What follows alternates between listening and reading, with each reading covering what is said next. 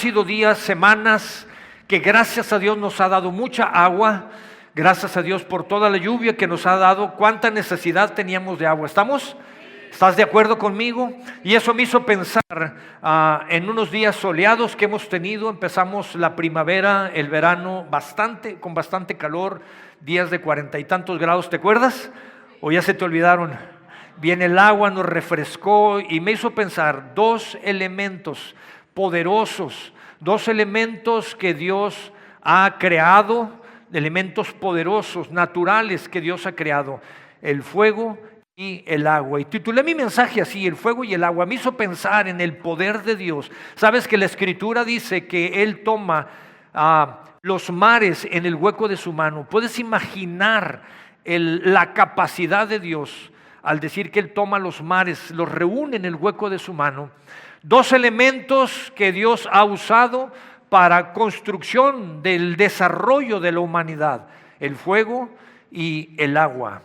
Y me encanta porque la Escritura, la Biblia lo habla sobre esto, lo usa estos elementos de una manera impresionante. La Biblia habla en algunas partes y nos dice, compara nuestra fe. Dice que nuestra fe será pasada por el fuego y será probada en el fuego, así como es probado el oro. Y así como el oro es purificado, y como te das cuenta qué tan puro es el oro, dice, tu fe será probada. Y me encanta porque dice, pero la fe es todavía más preciosa y de más valor que el mismo oro. La Biblia dice, pasarás por el fuego y no te quemarás. Pasarás por las aguas y no te ahogarás. Y cuando puedes ver la dimensión de lo que puede hacer el fuego, todo lo que puede construirse o destruirse, con las aguas, todo lo que puedes hacer o todo lo que puedes deshacer. El Salmo 66 me encanta porque dice, serás pasado por el fuego y por el agua, pero al final Dios te llevará a un lugar de abundancia. Y eso me encantó. Me encanta la parte final, pero la parte previa nos enseña que pasaremos por el fuego y por el agua. Y esto me hace pensar que todos nosotros, sin excepción, todos y cada uno de nosotros tenemos tareas y responsabilidades que cumplir.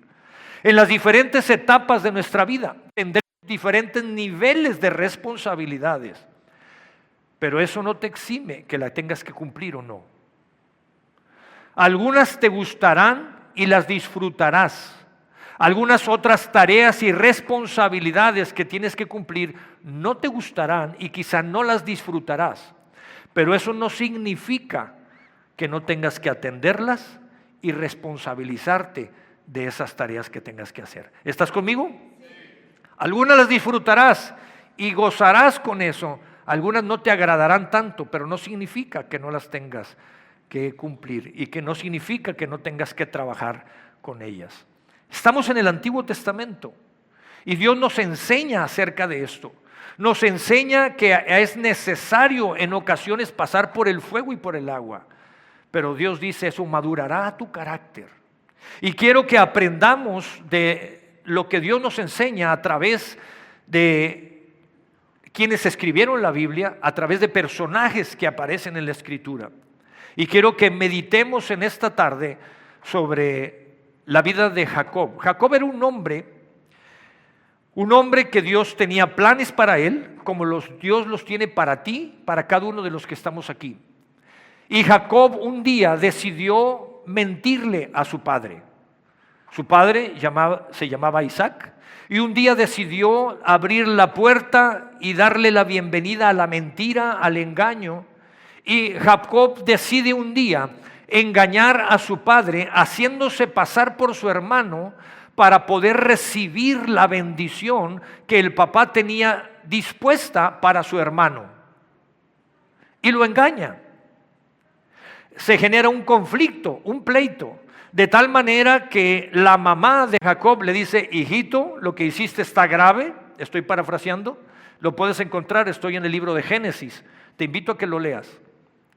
Y la mamá le dice: hijito, lo que hiciste es grave, te recomiendo que salgas huyendo de aquí porque tu hermano te quiere matar. ¿Te das cuenta la dimensión del problema que se generó? Y Jacob lo que hace es sale huyendo. Sale huyendo, hay problemas con su papá se da cuenta que lo engañó, hay problemas con la mamá, hay problemas con el hermano y sale huyendo. Ahora, Jacob le da cabida al engaño, a la mentira. Años después, Jacob se casa.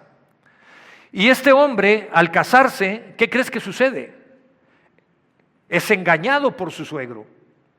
En aquella época lo que tenías que hacer, y gracias a Dios se quitó esa costumbre, porque era parte de la cultura de ese entonces, no era un mandato de Dios. Y la cultura era que tenías que pagarle a tu suegro para poderte casar con la hija. Era un dote, se llamaba dote. ¿Alguien aquí pagó por su esposa? Te piñaron, hermano.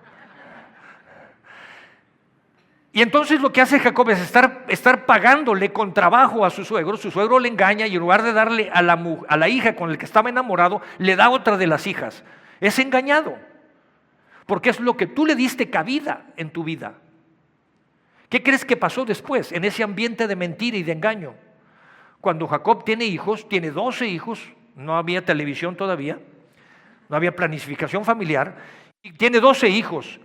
Y lo que sucede en una ocasión es que los hijos estaban celosos con uno de sus hermanos, uno de los hijos llamado José, y planean matar a José. ¿Te imaginas el grado de problema que existía en esa familia?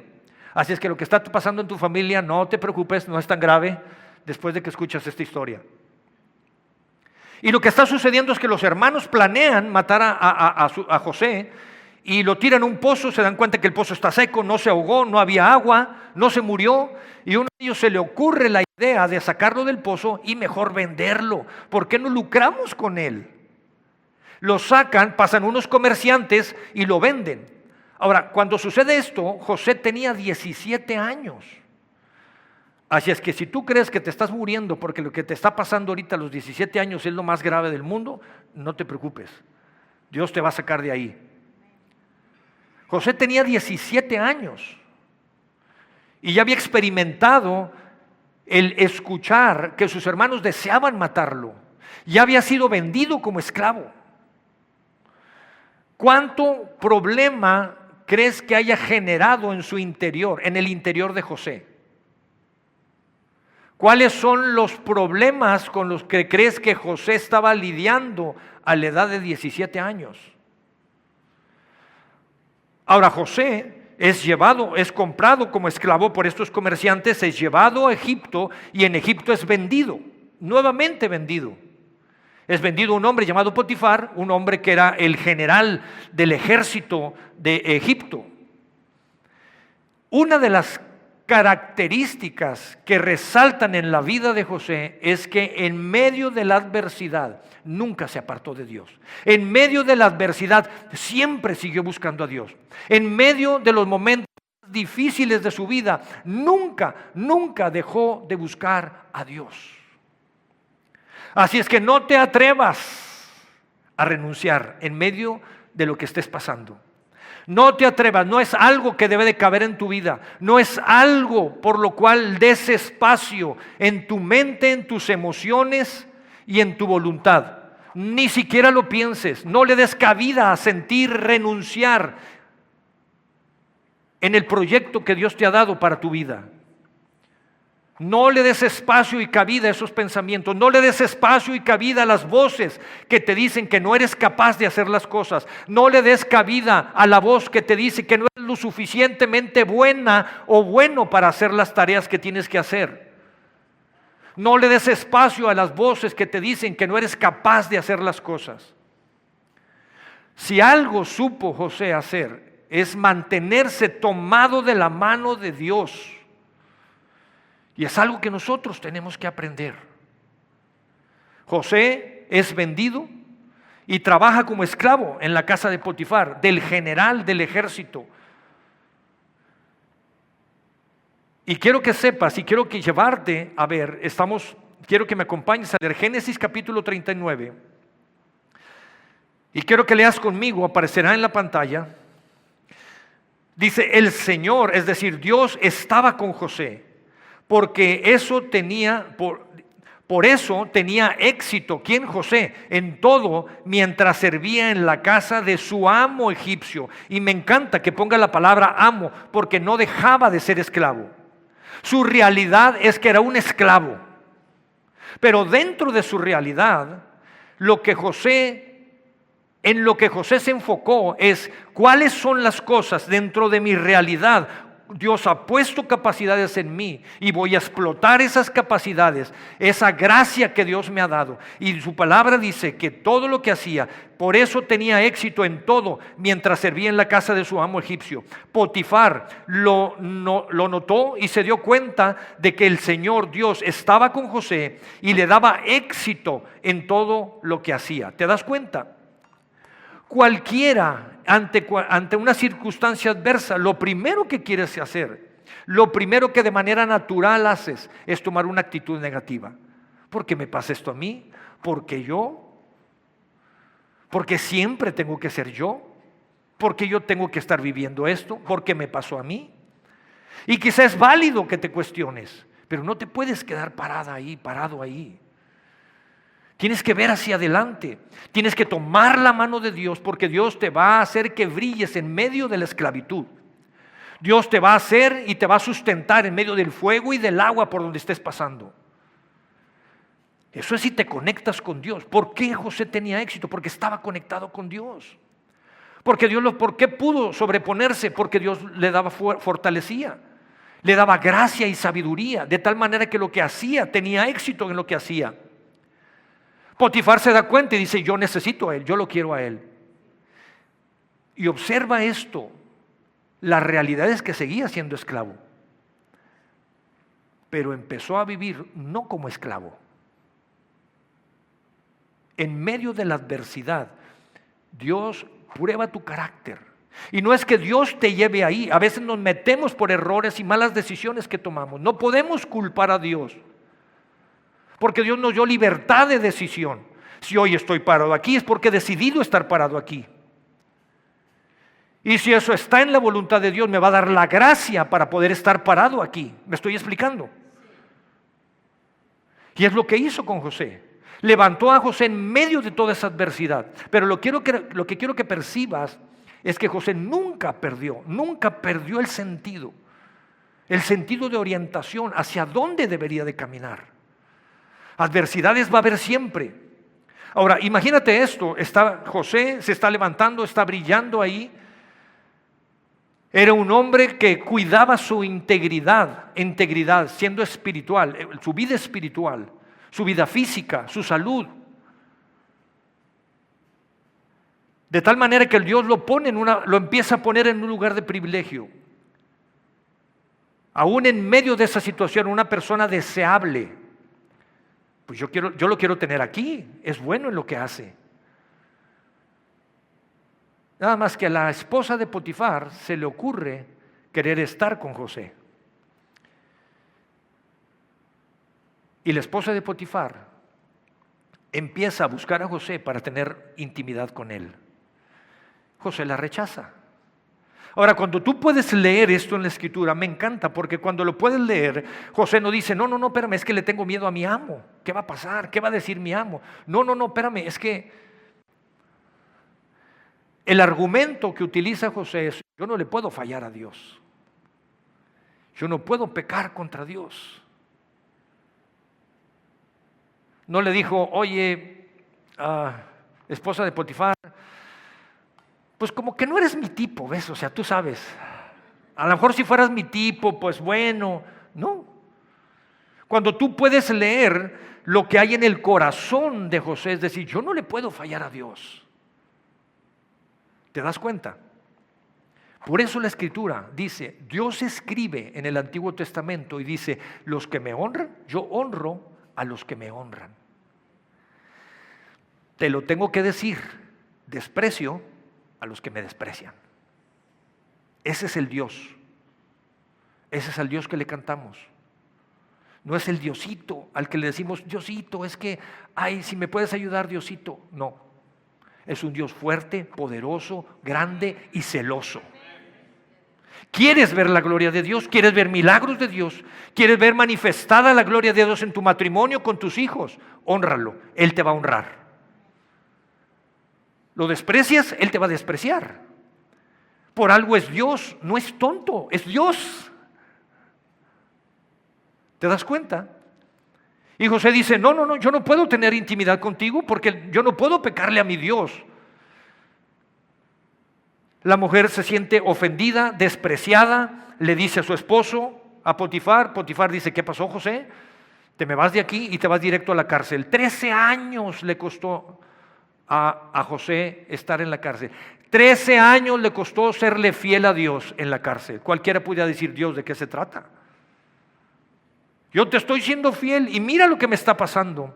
Pero José entendió, pasaré por el fuego y pasaré por el agua, pero después de eso habrá un lugar de abundancia para mí. Lo creo en la escritura, creo en lo que está escrito aquí, creo en lo que dice aquí. Lo voy a disfrutar, por supuesto que no lo puedes disfrutar. Me agrada Dios, llévame al fuego. Nadie quisiéramos estar ahí. Pero me encanta porque finalmente Dios lo respalda, lo saca nuevamente de prisión y lo pone en un lugar de privilegio. Y no lo pone al nivel de Potifar, todavía lo lleva más allá, más arriba.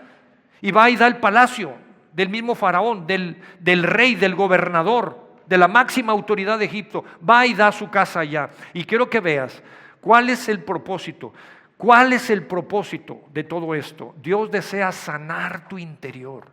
Dios desea sanar tu interior. La semana pasada tuvimos en nuestro programa de crecimiento sanidad interior aquí, viernes y sábado. 20 personas pasaron por sanidad interior aquí. Y me encantaría que ellas un día pudieran, uno de ellos al menos, dar testimonio de lo que ha sido en su vida. 20 personas que han pasado por el fuego, por el agua, y que Dios ha sanado su interior, porque hay un potencial que Dios ha puesto en tu interior para que seas la versión que Dios ha diseñado para ti. Cuando nosotros anunciamos aquí el programa de sanidad interior, créemelo que no es algo que diseñamos para decir, a ver en qué entretenemos ahora la iglesia. Créeme lo que genera trabajo. Y lo haremos con mucho gusto, porque sabemos que es Dios trabajando en el interior de las personas. Porque la vida es justa o injusta, pero pasamos por diferentes circunstancias. Pero Dios quiere sanar tu interior. Dios quiere y anhela darte salvación y vida eterna. El día que dejes la tierra aquí, tu cuerpo se quede inerte aquí. Él desea que estés con Él en el paraíso. Pero mientras estás en la tierra, Dios desea que vivas una vida plena. No te va a librar, vas a pasar por el fuego quizá y por el agua, pero te va a dar la fortaleza, el valor, la valentía para que pases y te enfrentes a cada una de esas diferentes pruebas. Madurarán tu carácter. Y sabes una cosa, te llevará a poder tomar mejores decisiones en tu vida. Oye, es que parece que yo paso por el fuego y por el agua una vez al mes, y eso está bien difícil. 12 veces al mes, pues yo era blanco, pero ya me hice medio moreno. No, quizá vas a tomar mejores decisiones, de tal manera que vas a estar en una mejor posición. ¿Me estoy explicando? Y cuando vengan los retos, estarás listo para tomar esas adversidades. Quiero que veas cómo se ve la sanidad de Dios en la vida de José. Si José pudo estar de pie y enfrentando todas las cosas, los retos en su vida, es porque él sabía que tenía que acercarse a Dios, dejar que Dios sanara su interior. ¿Qué es lo que tú y yo tenemos que aprender? Tenemos que aprender a transitar hacia el perdón y la reconciliación.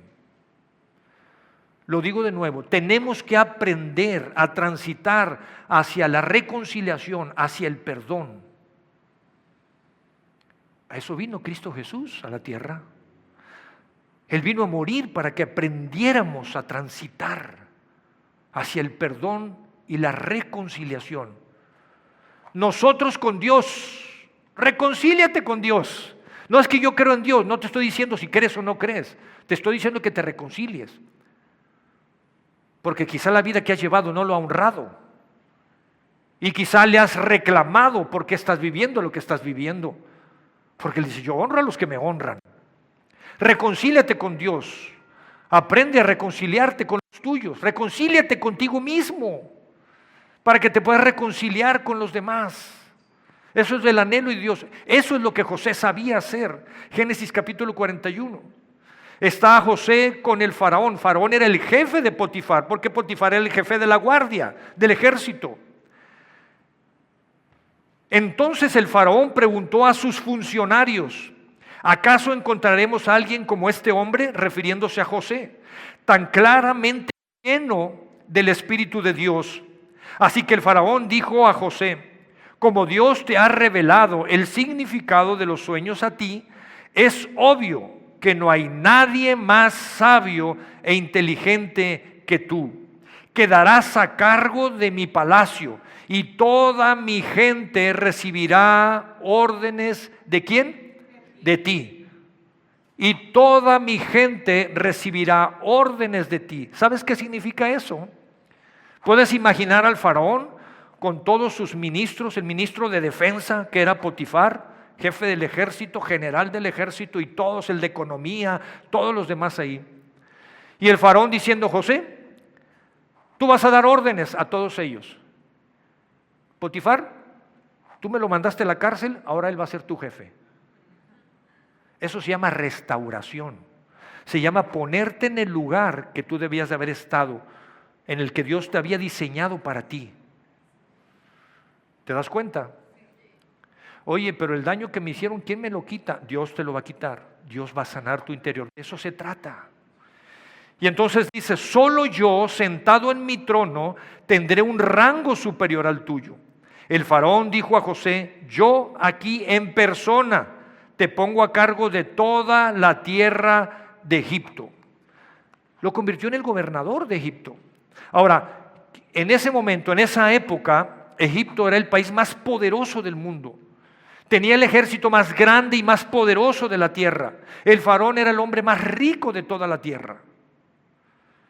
¿Qué más lugar de privilegio quieres tener? José dejó de ser esclavo. ¿Te das cuenta? Quiero que veas cuál es la clave. Aprender a reconciliarte con Dios.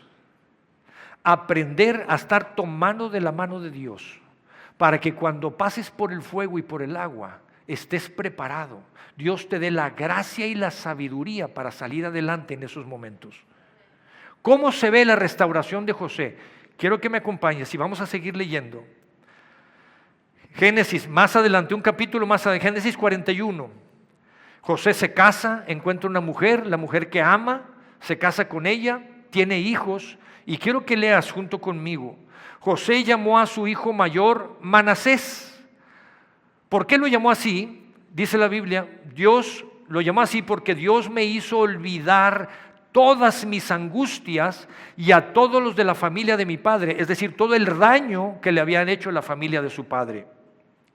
José llamó a su segundo hijo Efraín, porque dijo, Dios me hizo fructífero en esta tierra de mi aflicción. ¿Te das cuenta? El interior de José siendo sanado, siendo restaurado, dándole la sabiduría para saber dónde tiene que estar parado, hacia dónde se tiene que mover, cuáles son las relaciones que tiene que tener, cuáles son las relaciones que tiene que conservar, cuáles son las relaciones que tiene que cortar. Y entonces José dice, por eso llamé a mi hijo Manasés de esa manera, porque significa Dios me ha hecho olvidar todo, ha sanado mi interior. Al segundo yo he llamado Efraín porque Dios me ha prosperado, me ha restaurado. Así es como se ve una vida sana y restaurada. El propósito que tenemos en Aliento es que seamos una iglesia sana y una iglesia restaurada. Pero para que eso suceda necesitamos haber personas sanas y restauradas. Y que no te asuste pasar por el fuego y por el agua. ¿Quieres seguir viendo cómo se ve una vida restaurada? La de José. Me encanta porque dice, Capítulos más adelante, Génesis 50, José se reconcilia con sus hermanos, no tenían que comer ellos en la ciudad donde estaban, se los trae a Egipto y prácticamente les provee alimento. Por eso dice en Génesis capítulo 50, José y sus hermanos con sus familias, esto habla de reconciliación, siguieron viviendo en Egipto. José vivió hasta los 110 años de edad. Alcanzó a ver 3 generaciones de los descendientes de su hijo Efraín. 3 generaciones de los descendientes de su hijo Efraín. ¿Sabes qué significa esto? Efraín era su segundo hijo. 3 generaciones significa que vio a sus nietos, bisnietos y tataranietos. ¡Wow! Y mira lo que dice después. Y vivió lo suficiente para ver el nacimiento de los hijos de Maquir. ¿Quién era Maquir? Era el hijo de Manasés, a quienes recibió como los suyos. ¿Qué significa esto? Que vio a su hijo, vio a su nieto Maquir y vio a su descendencia, hijos, nietos y bisnietos. ¿Te das cuenta? Dios te da plenitud en tu vida para que disfrutes la vida. Yo estoy que me quemo por cargar a mi primer nieto, ya está a punto de estar aquí. ¿Te das cuenta? Y eso me emociona. Y cuando volteo y veo la vida de José por lo que pasó, por el fuego, por el agua, por todas esas cosas, pero no permitió que la amargura lo carcomiera. Lo llevó a tomar decisiones inteligentes en su vida. ¿En qué lugares debo de estar? ¿En qué lugares no debo de estar? ¿De qué me alimento? ¿De qué no me alimento? ¿De qué nutro mi alma? ¿De qué no nutro mi alma? ¿Cuáles son las relaciones tóxicas que dañan mi interior, que tengo que cortar con ellas? Decisiones que tienes que tomar en tu vida. Les he dicho, yo he predicado siempre, la palabra de Dios dice que hay algo precioso en nuestro interior. Si entresacas lo precioso de lo vil, no puedes vivir carcomiéndote, que te carcoma lo vil. Deja que salga lo precioso. Eso es tarea de Dios, pero tú tienes que acercarte. Y me encanta, Dios desea sanar tu interior, desea restaurarte y ponerte en el lugar, en el proyecto de vida que Dios te ha dado. Pues sus capacidades, sus dones, habilidades en tu interior, para que los explosiones, no para que se queden guardados. Dios desea proveerte. ¿Cómo desea Dios proveerte? De 3 maneras que nos enseña la Escritura. 1, Dios te va a dar relaciones de poder. Dios quiere darte relaciones de poder. Le dio relaciones de poder a José. Lo puso con el faraón. Faraón fue de bendición para él, para su vida y para su familia. Dios quiere ponerte, Dios te da relaciones de poder, pero tienes que discernir cuáles son esas relaciones que Dios te da. Dios te quiere bendecir y usa personas para bendecirte. Pero ¿sabes qué es lo que sucede a veces?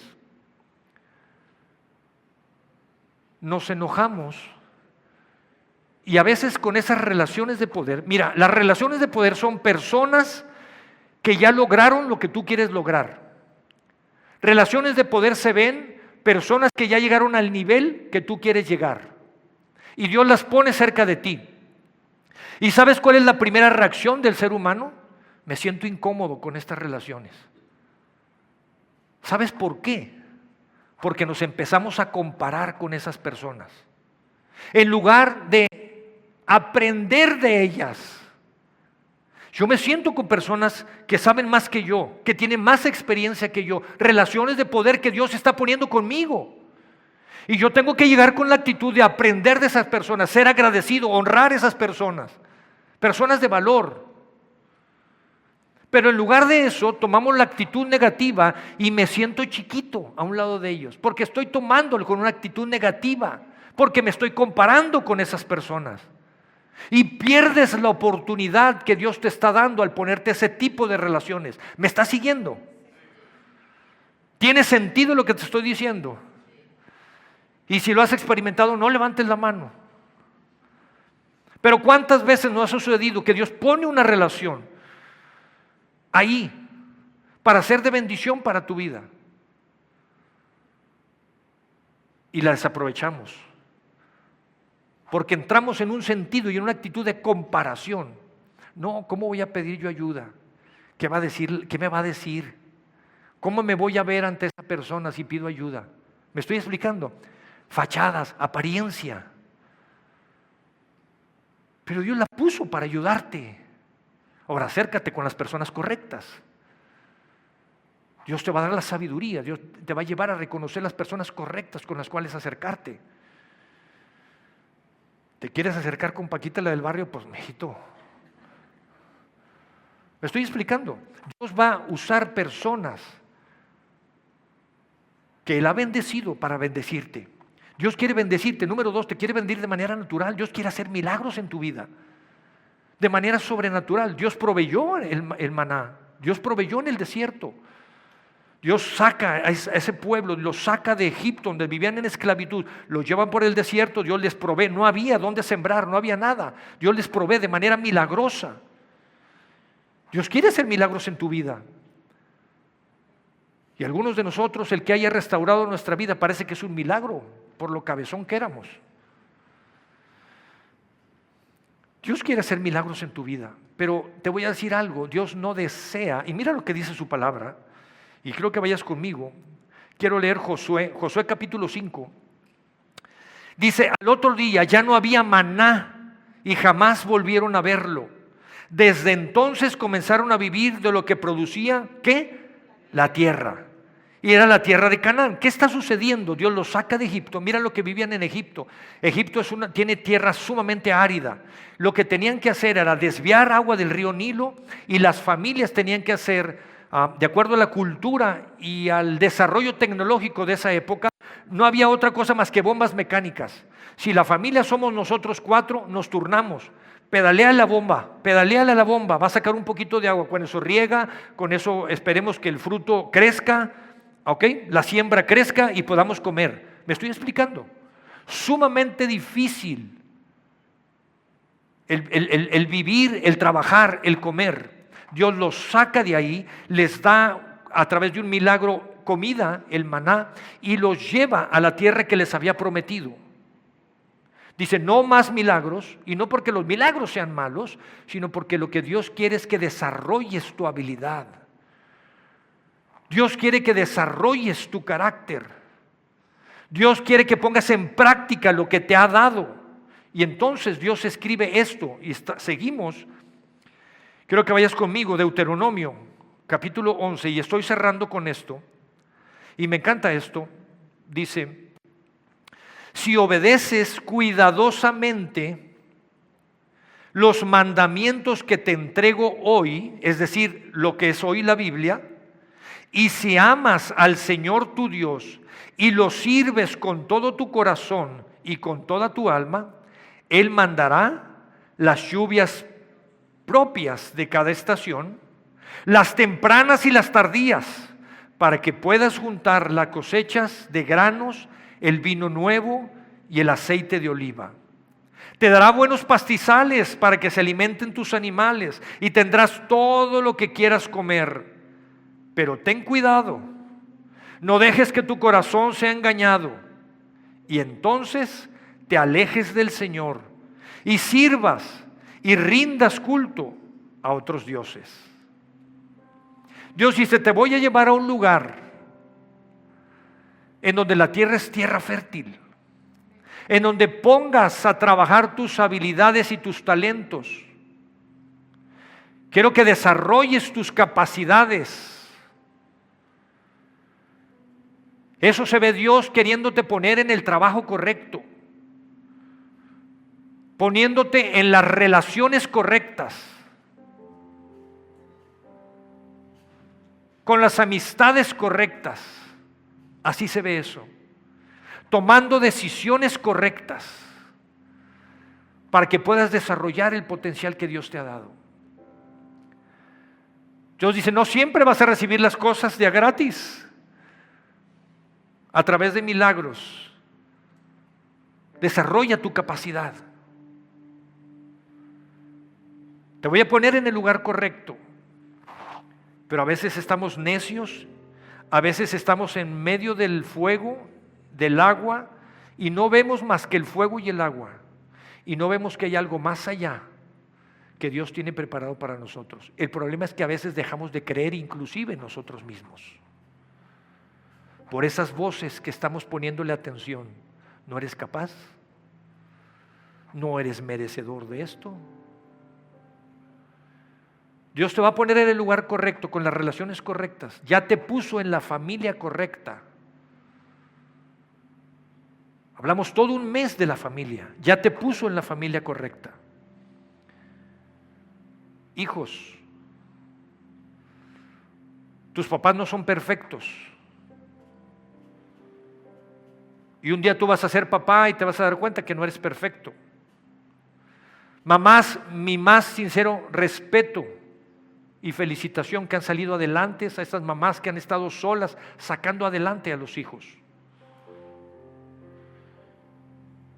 Hijos, no te imaginas todo el esfuerzo sobrenatural que está haciendo tu mamá si está sola hoy sacándote adelante. Yo vi a mi madre sacándonos adelante ella sola.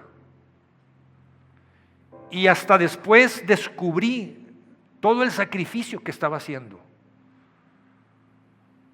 Felicidades, mamás, por ese gran esfuerzo que están haciendo ustedes. Hijos, hónrenlas, respétenlas. No son y no somos los más perfectos.